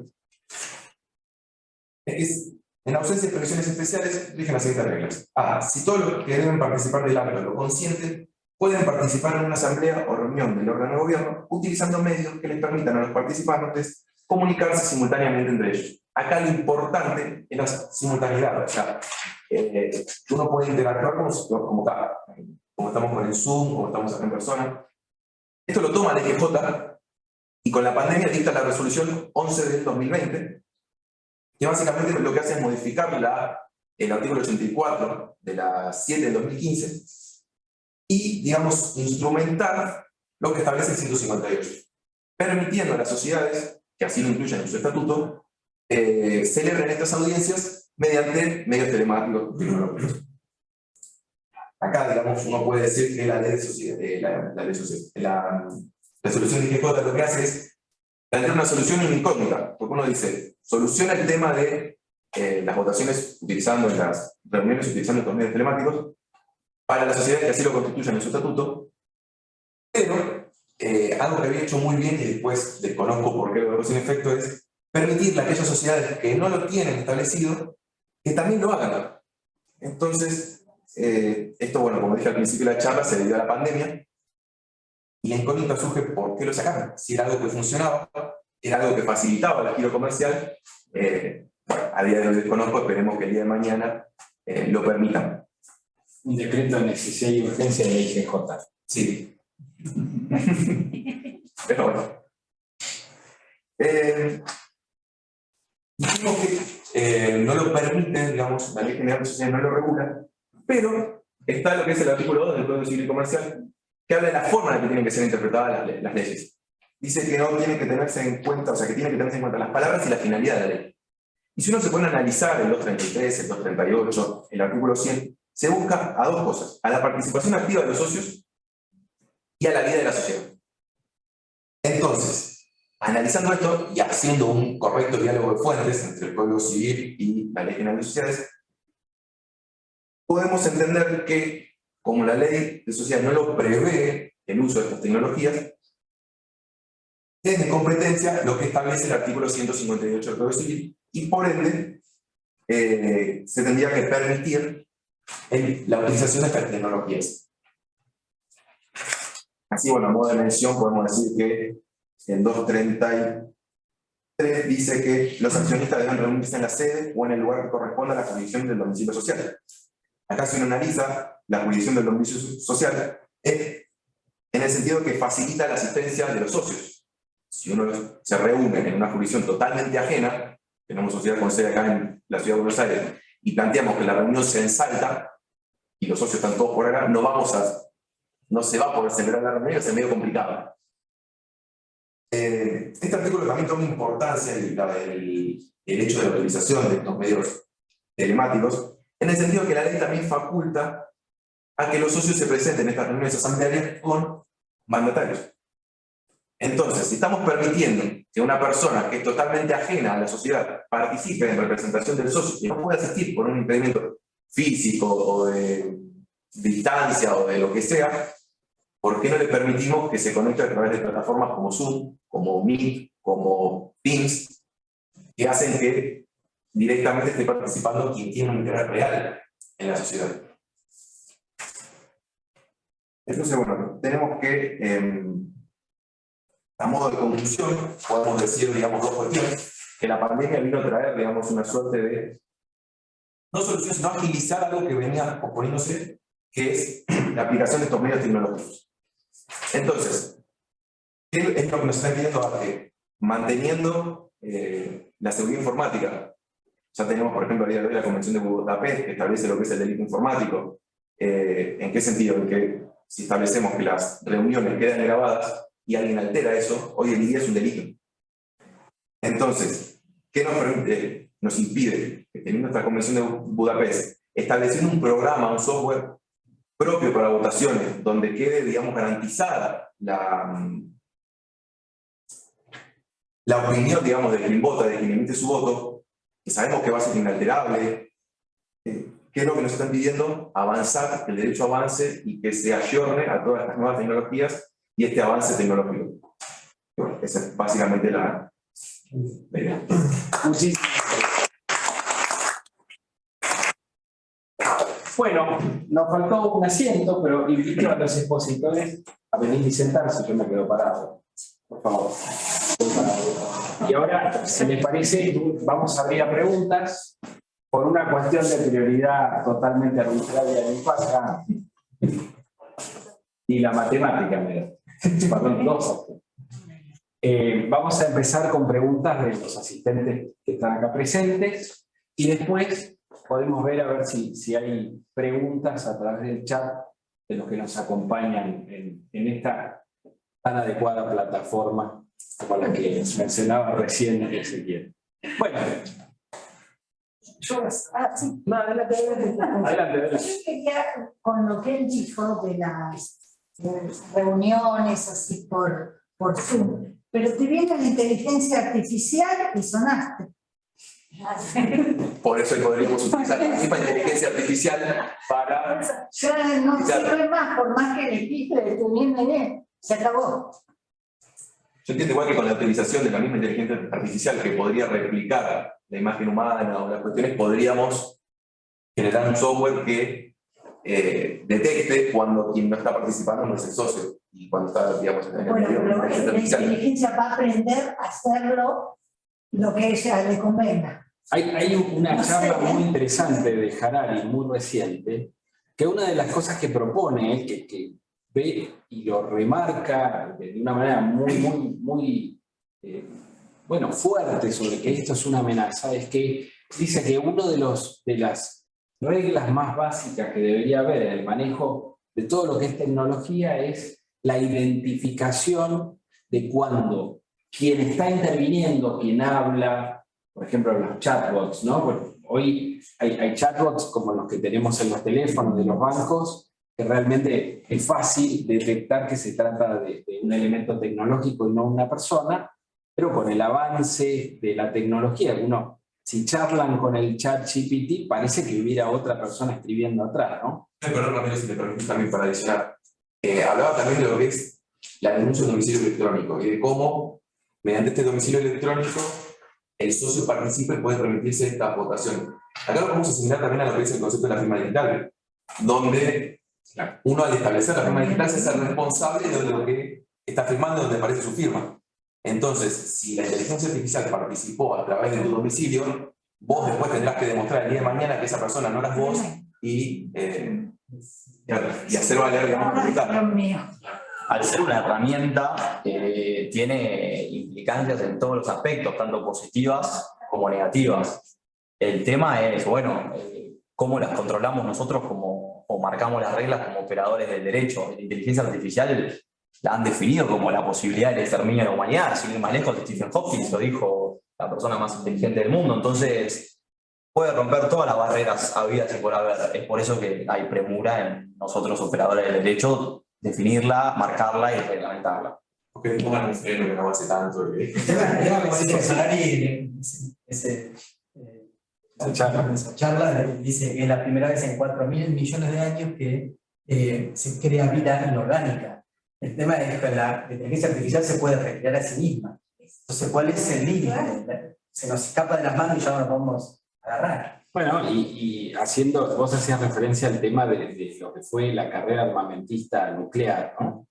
Y que ahí se vio la necesidad de que haya algún tipo de regla de juego, porque estábamos al borde del abismo. De hecho, bueno, ustedes no lo vivieron, pero los que nos acordamos de la Guerra Fría, lo que había en ese momento era un reloj acercándose a las 12 a minutos, que era el momento en el cual la guerra total iba a terminar con la vida humana. Y lo cierto es que lo que dice Harari es que la diferencia entre la amenaza armamentística nuclear y la inteligencia artificial es justamente que la inteligencia artificial, ni siquiera los que la crean saben hasta dónde va a llegar. En cambio, el misil nuclear igual sigue dependiendo de que alguien apriete un botón, es algo físico, que tiene algún tipo de límite. Acá tenemos, Edgardo, una pregunta. Sí, dos cositas. Una para apoyar a ella, porque yo hace unos años atrás hice un curso de posgrado de auditoría forense en la Facultad de Ciencias Económicas de la UBA. Y una de las cosas que fue una empresa de seguridad informática con un dron, y hicieron un experimento donde nos demostraron que me hicieron generar una clave en mi propio celular con ese dron y con una conexión inalámbrica sencilla de internet, se pudieron meter en mi celular desbloqueando, o sea, hackeando esa clave, y me habían provisto de un PDF y levantaron ese PDF, y nosotros sabemos que el PDF en principio no se puede modificar, pero ellos lo modificaron el texto del PDF sin pasar la web. Sí, no, ahí en el momento. Entonces, claro, ahí hay y eso fue habrá sido en el 2011, todavía no se hablaba de ChatGPT, y bueno, fue fenomenal, para mí fue sorprendente. Para poder captar información. Exacto, modificarla, la modificó, que es un poco lo que hablaban ellos dos. O sea, si yo soy miembro del órgano de gobierno me conecto a través de Zoom para votar una decisión importante, aprobar la gestión del director, la que sea, no importa. ¿Soy yo o me están hackeando? Pero a ver, Está bien. pero hay un comentario que me parece relevante, que es el siguiente. Está claro que esto da miedo.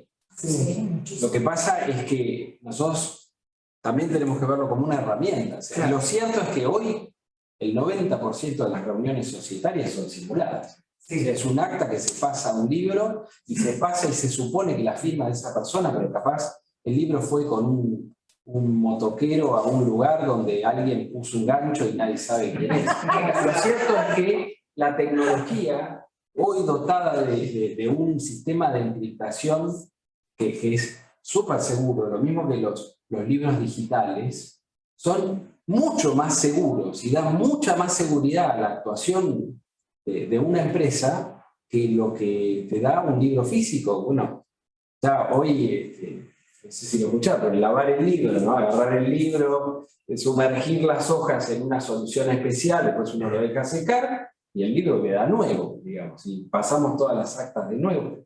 Estas cosas pasaban antes de la tecnología. El tema de que alguien venga, quizá con un DNI que no es real, y se haga pasar por un accionista en una sociedad, también podía pasar. Lo mismo que los billetes se pueden falsificar, y bueno, sí, puede haber fraudes tecnológicos a través de las plataformas hoy que hay financieras. Entonces, yo creo que hay que separar la paja del trigo, ¿no? Por un lado, esto presenta una amenaza clara, es algo que es un tema para ubicarse, pero no hay que descartarlo porque sigue siendo una herramienta poderosísima y sobre todo porque yo creo que esto no se puede frenar. Salvo en la infección, que hizo marcha atrás y para las ASI no hay registración electrónica, volvió al sistema manual. Así que, y yo actualmente tengo un tema en una causa penal. Estoy discutiendo con la Fiscalía si el acta de asamblea es instrumento público o no. La más fácil fue decir que no, para que no hubiera falsedad ideológica en la denuncia. Pero digo, no puede ser que estemos discutiendo si es o no instrumento público. Ese es el grado y el nivel con el cual tenemos que operar para luego hacer aplicación de estos mecanismos o sistemas. Entonces a mí me estremece pensar que todos estos razonamientos que se plantearon acá, propuestas y nuevas ideas, caigan en manos de la gente que en definitiva nos administra en el tribunal. Y lo digo así en general, con todas las excepciones que uno puede encontrar, pero la línea general es dramática. Sí. Dicho así claramente. Totalmente, hay una responsabilidad, ¿no?, en todo esto que tiene que ver con dejar de discutir simplemente partiendo desde cosas que se toman como verdades reveladas o conceptos teóricos totalmente arcaicos, y ver no solamente la seguridad que hay en muchas de estas cosas, sino que hay ventajas. Ahí, cuando vos hablabas del tema de la votación por aplicativos, en una charla que tuvimos yo te conté de una sociedad japonesa que, bueno, a través de un cliente que tiene inversión ahí, le llegó por correo un instructivo con un código QR que era para la asamblea. Entonces, la idea era que la persona con el código QR entraba por el teléfono, tenía acceso por el mismo teléfono de lo que estaba ocurriendo en la asamblea y le iban apareciendo los puntos del orden del día con la opción para votar, simplemente dándole clic a la opción en el mismo teléfono. Y eso democratiza el funcionamiento de una sociedad y resuelve un problema que existe hace muchos años de gobernanza, que es el hecho de que en las sociedades públicas, en las sociedades cotizantes, la gente no vota. Porque el ir a la asamblea y tomarse el trabajo de estudiar las temáticas que se van a plantear o de buscar a ver qué alternativa hay para la designación de directores. Entonces, directamente el control lo tiene una minoría muy chiquita, que muchas veces inclusive se construye artificialmente, y que no responde a la idea de que acá hay un sistema medianamente democrático de toma de decisiones. Bueno, eso es una ventaja para remarcar, claramente. Y lo que hablamos de fomentar la participación del socio en la sociedad. Exacto. De que alguien que está, yo dije 1000 kilómetros salta, pero estaba en Japón y después la otra persona estaba en Estados Unidos y puede participar en una reunión asamblearia, votar desde la cámara mejor. Claro. Cómodamente. Caminando por la calle. Caminando por la calle. Increíble. Pero yo creo que el problema no va a ser con esas reuniones, porque hay infinidad de reuniones que se hacen, sino con algunas específicas y la inteligencia artificial sepa dónde meterse. No se va a meter en todas que para él no le interesan sociedades. El problema es ese, ¿dónde se va a meter la inteligencia artificial? Sin duda es un problema, pero hoy también hay inteligencias no tan artificiales que se meten en algunos lugares que hacen. Pero bueno, pero lo otro tiene más, el panorama se le abre mucho más que a una persona que quiera hacer algo malo. Sí, sí, claro. Lo otro creo que la diferencia es que está legislado, lo que existe hoy en día, lo que dice Ramiro, la inteligencia no tan artificial, esos delitos ya están mal legislados. Esto como es nuevo y va apareciendo, por eso está la necesidad que tenemos nosotros como operadores, que planteaba el compañero, de regular y dar un marco jurídico para, bueno, que haya un panorama claro, que lo planteaba también. Sí, la otra era no tanto una pregunta, sino algo que se viene discutiendo relacionado con el tema de las DAO.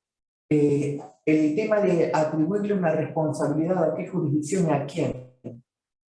Una solución que por ahí puede ser todavía un poco fantasiosa es la determinación de coeficientes numéricos y la distribución y la asignación de ese coeficiente que llega a 100 entre todos los participantes, y también hay que ver dentro de esa distribución de coeficientes quién obtiene el mayor beneficio, porque esto siempre es dinero, quién obtiene, bueno, igualmente ahí estaban unas DAO que eran sociales, que no perseguían fin de lucro, pero en la de fin de lucro sería a la atribución de si hay un beneficio, repartir ese beneficio entre cada uno de ellos y de acuerdo a eso obtener quién podría llegar a ser el mayor responsable. Luego también hay que ver la intención de la gente que participa en la DAO. O sea, porque esto está resumidamente en la realidad virtual. Si yo tengo la intención de no participar en la realidad física o biológica o actual, tengo que ser responsabilizado en donde va dirigida mi intención, que sería en ese mundo virtual. Para lo cual, para poder acceder a ese mundo virtual, tengo que cumplir una serie de requisitos: tener token, tener un contrato firmado de NFT, tener una colección, y fui generando, y todo eso me va generando un incremento de riqueza, lo quiera o no, eso está sujeto a una cotización, o a un incremento por algún motivo. Entonces, la responsabilidad, como yo no quiero estar en el mundo físico, me tienen que responsabilizar en el virtual, cancelándome el token, reteniéndome parte de las ganancias que obtuve dentro de ese mundo virtual, en el NFT o en el blockchain o donde sea, pero, o sea, mi intención, o sea, tendría que ser responsabilizado hacia dónde va mi intención, que es no participar del mundo físico. O sea, para mí esa es la solución. Es complejo. Es complejo. Lo que pasa es el mundo virtual que no se traslada al mundo real. Claro, el problema es que cuando no hay dinero por medio, decir, bueno, le sacamos el token, le cobramos el NFT y demás, pero cuando no se trata de cuestiones monetarias, estoy pensando en el caso de la persona del avatar que fue violentado, bueno, en el caso de las DAO que no son con fines de lucro, o sea, ahí cómo se soluciona. De todos modos, hay otro problema. Yo tuve una charla muy interesante con una persona que era el CEO de una billetera virtual, ¿no? Una persona típicamente de tecnología que había hecho todo un desarrollo. Y bueno, él no cree que tiene que haber una jurisdicción que controle esto o una legislación que lo regule. Todo lo contrario. Hay una idea anárquica que en realidad lo que piensa es que esto permite liberarse de todo esto que en realidad perjudica a las personas, no las ayuda. Entonces, bueno, nosotros somos gente de derecho, digamos. Las normas son nuestras. Bueno, pero no solo eso, sino que la herramienta que vos ofrecés es una norma. Pero el desafío está en ver, y yo creo que tenemos que hacer el esfuerzo de imaginar ese mundo, como ellos lo ven. Y a partir de ahí empezar a construir. Porque es cierto que las tecnologías se están derramando por encima de los sistemas políticos y de los sistemas jurídicos. No sé si eso es necesariamente malo. En algunas cosas puede ser malo, y en otras quizá es positivo. Sí, puede ser un metaverso descentralizado, digamos. Sí, el hecho de que la gente se autorregula, digamos. Claro, un poco lo que hablaba ella de las DAO, ¿no? Que es un sistema donde justamente se busca una horizontalidad, donde la regla de juego, no es que no hay regla de juego, pero la regla de juego no tiene un origen estatal. Surge de una negociación Si no hay un contrato social, extraña, ¿no? Entre los participantes. Entonces, ¿hay preguntas de la gente del chat? ¿Tenés alguna por ahí?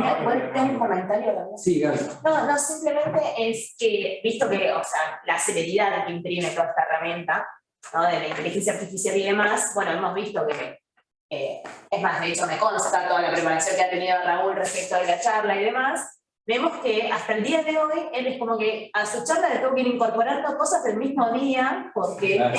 todos los días sale, digamos, alguna noticia nueva en relación a la inteligencia artificial. De hecho, para sumar a lo que él había hablado de las recomendaciones de la Unión Europea estaba hablando de un código de robótica, ¿no? Estaba como en la redacción o viendo la posibilidad de redactar un código de robótica que no sabés qué tal actualizado va a ser el momento de su sanción, porque, o sea, es como que el día a día vemos que todo va a avanzar tan rápido. De hecho, ya los expertos están pidiendo, detengámonos un poco, por lo menos 6 meses, y sin embargo todo avanza, entonces cualquier regulación pareciera que va a ser tarde. Va a ser vieja cuando Va a ser salga. vieja, entonces la solución que decía, justamente, este metaverso descentralizado, donde las partes se autorregulen, no está, digamos, no estaría, digamos, tan lejano una solución de la que se podría hablar.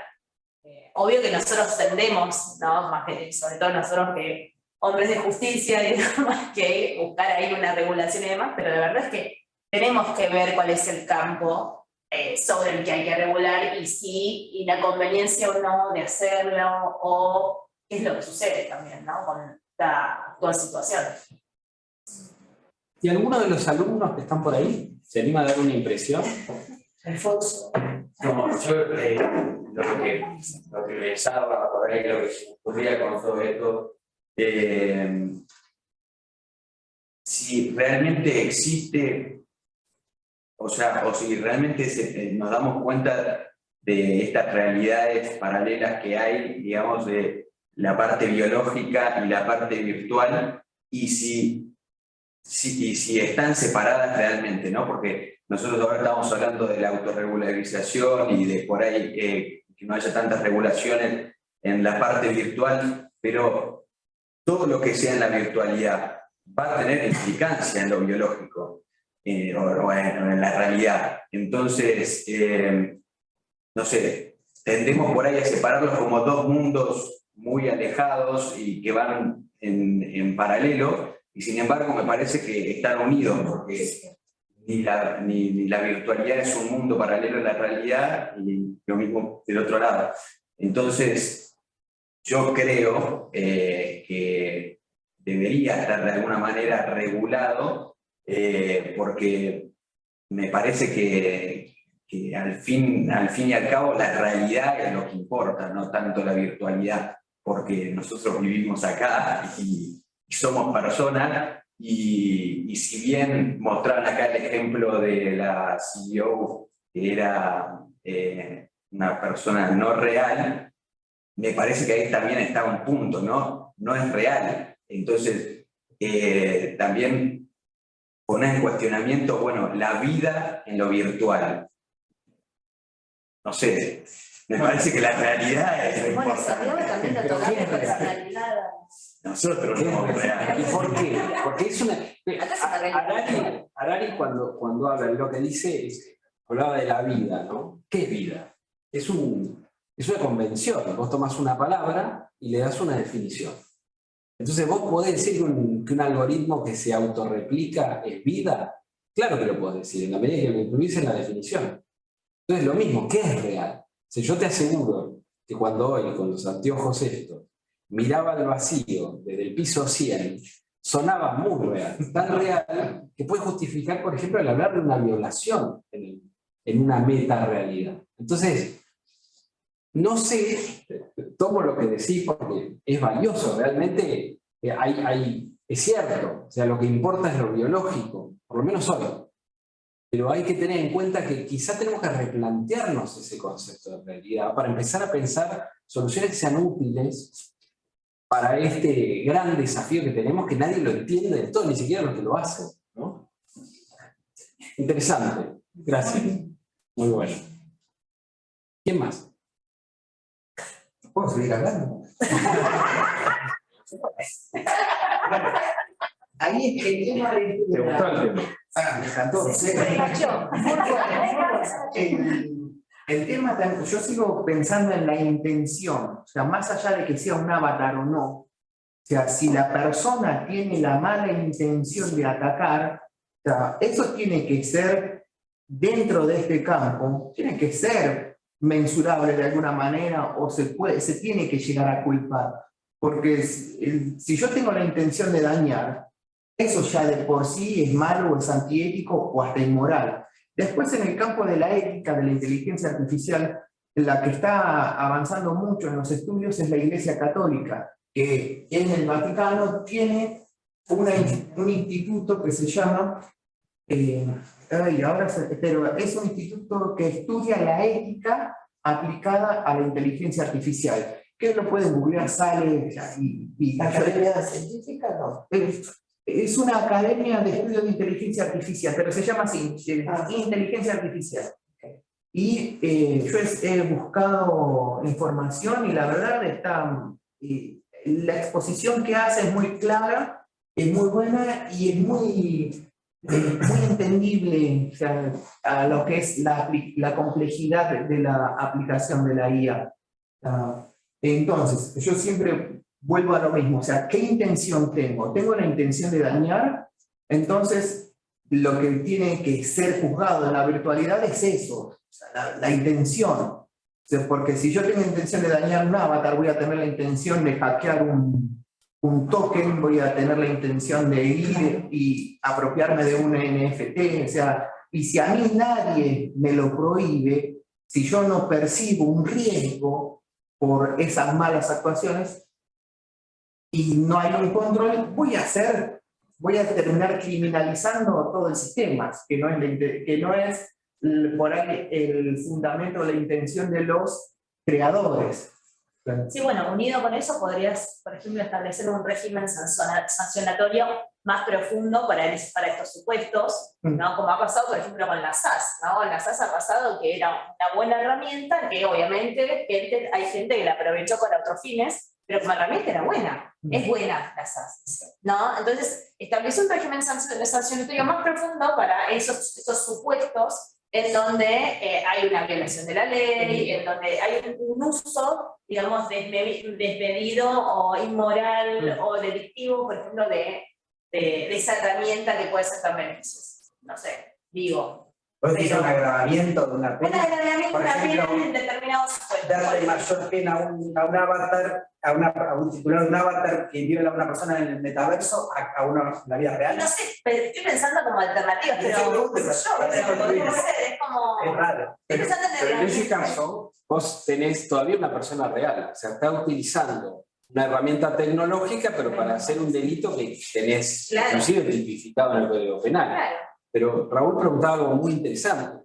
¿Hay autonomía de la voluntad en un algoritmo? O sea, un algoritmo que se lanza solo por internet a hacer cosas. ¿Tiene intencionalidad? ¿Tiene lo que hablabas vos, los conceptos de culpa y dolor? ¿Son aplicables a un elemento tecnológico que está tan avanzado, toma decisiones? ¿Qué Si discernimiento? convenimos que sí, entonces sí. Bueno, Y ahí se tiene autonomía que responde. Bueno, que los expertos ni siquiera se ponen de acuerdo en si existe o no autonomía en estos. Los atributos de la ley, hablar del discernimiento, por ejemplo. hablemos de uno, porque si no los que están por el Zoom no entienden nada. No, pero decía que por lo menos si hablas ¿no? de uno de los atributos, como ¿no? uno de los elementos propios de la voluntad, que es el discernimiento, entonces le dirías, no tiene, la inteligencia artificial no tiene. Y sin embargo te encontrás con el empleado de Google que echaron porque la inteligencia artificial llegó a la conclusión de que sería su muerte y cuánto le dolería, porque una cosa, fue el diálogo que él relató fue como muy sentido por parte de la inteligencia artificial en cuanto la desconectaron. Como, Hay algo, sí. perdón, hay algo que no se dijo, que vos cuando hablabas de responsabilidad, hubo un proyecto en la Unión Europea, en realidad fue una recomendación que se hizo de un organismo técnico de dotar de personería jurídica a determinado nivel de lo que sería lo que vos nombrabas, ¿no? La inteligencia artificial fuerte. Le cerró las puertas igual después, Sí. en 2020, fue en 2017, Sí. salió esa recomendación de tildar a la inteligencia artificial de personalidad jurídica, y en 2020, cuando surgió esta nueva resolución con la propuesta reglamentaria, el mismo Parlamento cerró las puertas a esa idea y la tildó como un programa y un software, como un objeto que, bueno, caracterizado, ¿no? en inteligencia artificial fuerte con autonomía o inteligencia artificial débil, que es cuando no se puede salir de las líneas que el programador le impone más allá del aprendizaje que pueda realizar en tal momento. Pero no es tan loco. O sea, si vos pensás, lo que pasa es que nosotros hoy tenemos hace 200 años la figura de una persona jurídica a la cual le damos atributos de una persona humana, entonces dotamos de patrimonio una idea que no tiene ningún tipo de realidad, como es una sociedad anónima. Y si eso es así, ¿por qué no le podemos dar un patrimonio, la capacidad de contraer derechos y adquirir obligaciones? O sea, convertir en sujeto de derecho a algo que es capaz de tomar decisiones y que de alguna manera, vos lo decías, es justamente por definición algo que se acerca a lo que es un ser humano, ¿no? En su capacidad volitiva. Entonces, bueno, no sé si... Ramiro, estos monos que se los llevan a lo que llaman santuarios en Brasil, asimilados a un ser humano con derechos, en los procesos de separación de bienes, la mascota pasa a ser todo un tema que hay que asignarle un valor, compartirlo. Vamos por un camino que nos va a llevar al precipicio, pero pues, sí, pues, hay un aceleramiento y pareciera que se disfruta inventando todos esos caminos cuando uno mira un poco para atrás y está todo tan retrasado. Esto que recién comentabas. Tengo que discutir si el acta de asamblea es instrumento público o no para calificar la conducta del denunciado, y estamos ahí atados a eso y no avanzamos. Pero estas otras cosas sí pareciera que rápidamente se propagan, así como una enfermedad contagiosa.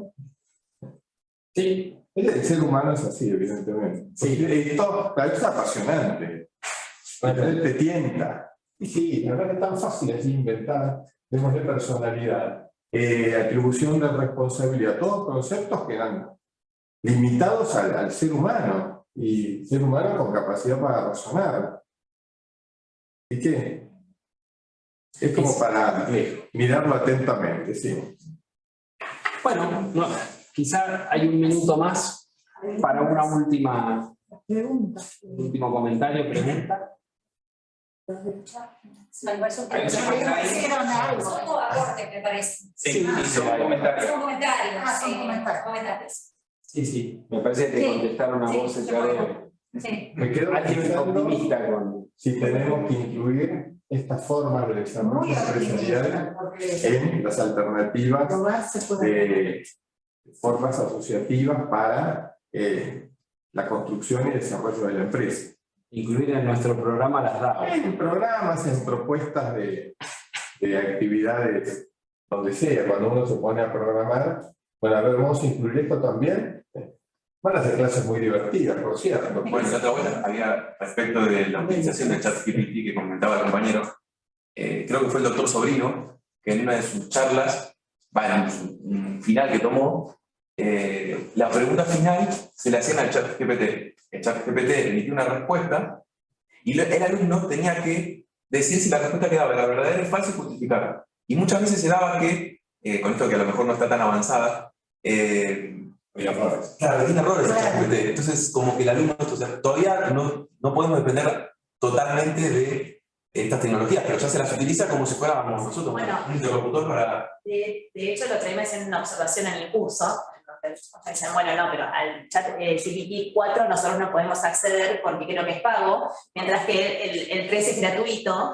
Entonces, y también había errores como el que señalaba Raúl. Entonces, obvio, hay cosas que ellos no, si vos tenés que pagarlo, bueno, decís, bueno, está mejorada esa versión. Pero que la versión Argentina cambiando el mundo, pero la Argentina cambiando el mundo, el chat GPT 3 no la tiene. Claro. Igual nosotros decimos el ejercicio, tenemos un estudiante nuestro del curso, o nos usamos el chat y se ríe Giovanna. Primero hicimos una consulta que se entendía por persona, todos participaron, ¿no? Definieron a la persona, usamos Mentimeter, que nos gusta utilizar mucho, y después le preguntamos al ChatGPT y acertó, ¿no? Bastante casi parecido. Estaba por lo menos al mismo nivel. No, es muy bueno. Me hizo una pregunta, el ChatGPT me dio una respuesta falsa. Y le corrijo, no, la respuesta no es esa, la respuesta es esta. Me pide disculpas, entonces le vuelvo a preguntar y me vuelve a decir la respuesta falsa.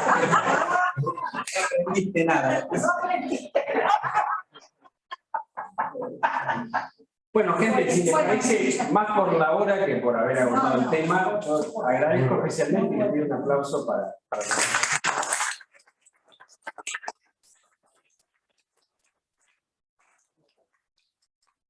y a ustedes por venir. Gracias. Gracias. Y a vos, gracias por organizarlo. Gracias. Bueno, tuve mucha ayuda. Ahí lo tengo a Luis, que me dio una mano grande y bueno, prepararon todo. Así que...